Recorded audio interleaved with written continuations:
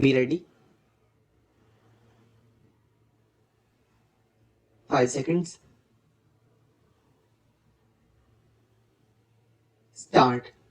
The Industrial Policy Resolution of 1948 was good so far as it went, but unfortunately, the spirit of it could not be understood or appreciated by the common man in this country.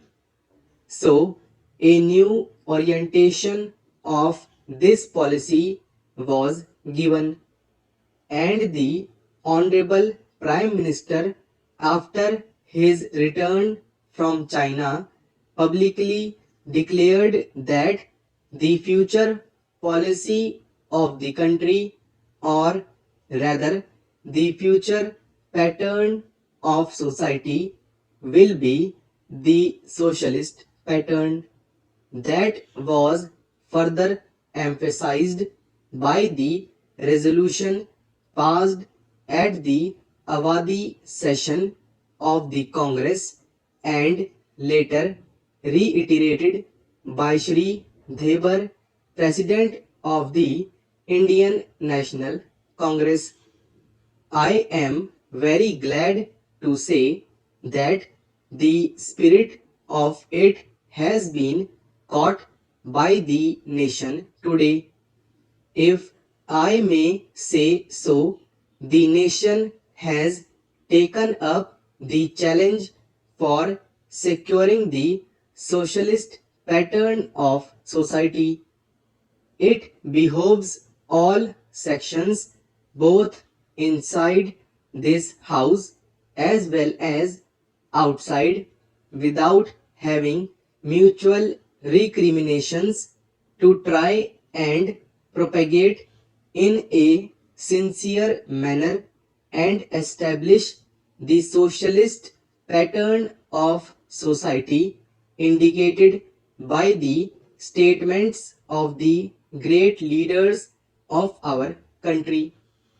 It may be relevant and pertinent if I refer to a few sentences from the memorandum presented on the 4th June 1999 by our Prime Minister, who was the chairman of the All India Planning Committee, which came into existence when there was full autonomy in the states.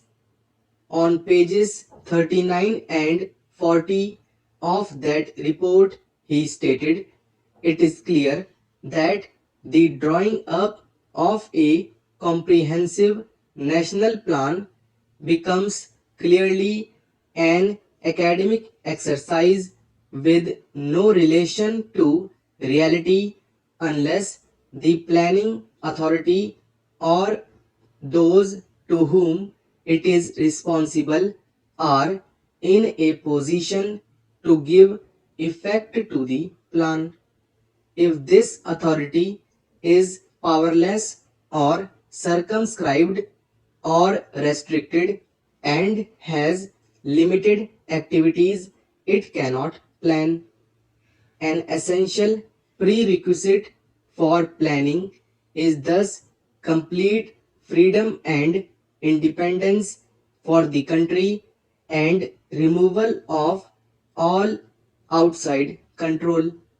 This implies that the country possesses in itself full sovereign authority to take any measures, adopt any policies, and form any relations with other countries as may seem best to its governing authority in the interests of the country and its people.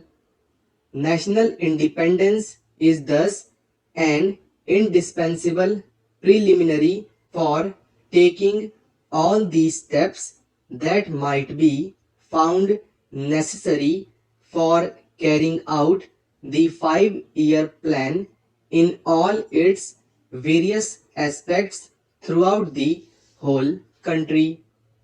At the present moment, it is clear that not only have we in India no national independence, but we are hedged in and obstructed by numerous restrictions, limitations, safeguards, and reservations which block the path to planning and progress. Our plan for national development must therefore be drawn up for a free and independent India.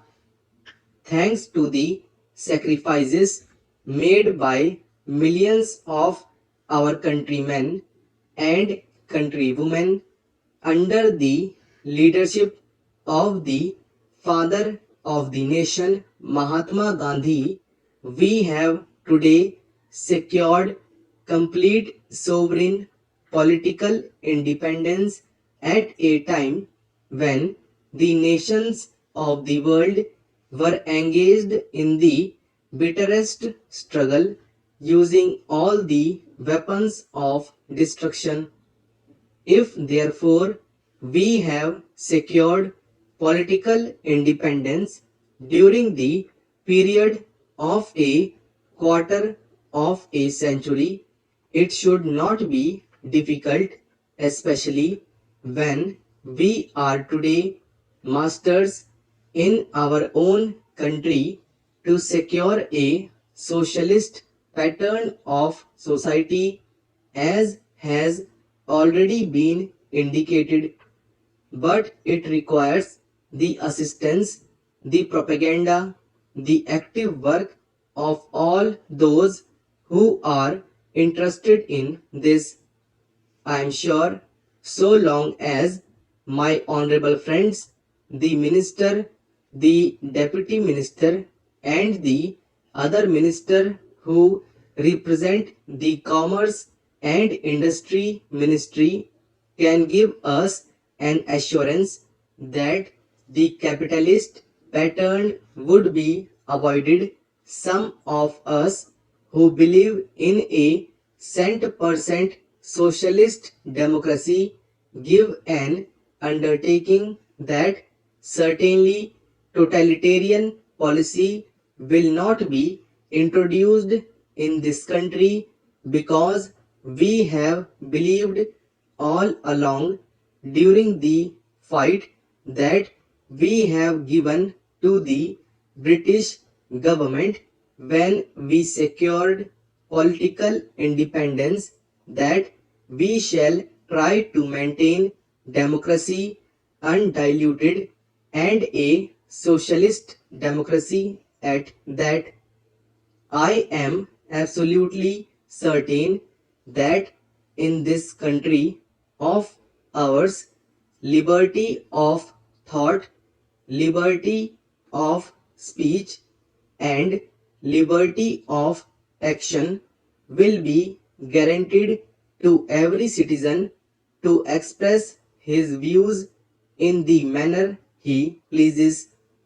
I therefore assure my honorable friend that so long as we do not, in the garb of a socialistic pattern, support a capitalist system, India will stand 100% for a socialist democracy.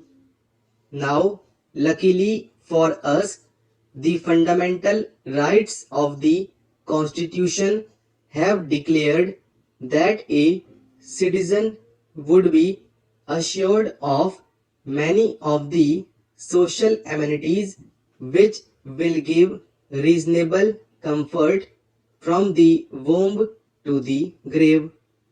But mere enunciation, as I have said many times, will not satisfy the common man unless the saying is put into effect. I am absolutely certain, therefore, that so long as there is a determination on the part of our countrymen, we will be in a position to secure a socialist pattern of society. It is not even possible to draw up a plan on any other basis